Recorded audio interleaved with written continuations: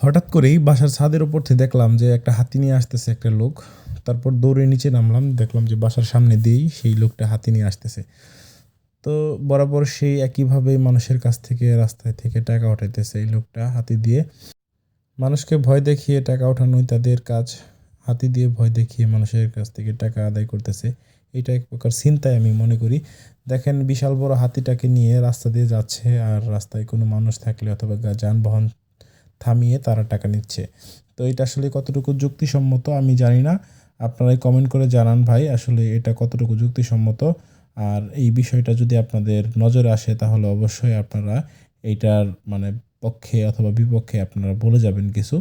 তো দেখেন এই যে হাতি দিয়ে এই যে অটোর কাছ থেকে টাকা নিতেছে, এটা আসলে খুবই খারাপ লাগে বিষয়গুলা। তারপর আবার ভাবি যে আসলে হয়তো তারা পেটের দায়ে এই জিনিসগুলো করে। আবার চিন্তা করি যে হাতি মরলেও নাকি লাখ টাকা, তো তাদের এই হাতির দাম তো লাখ টাকারও বেশি।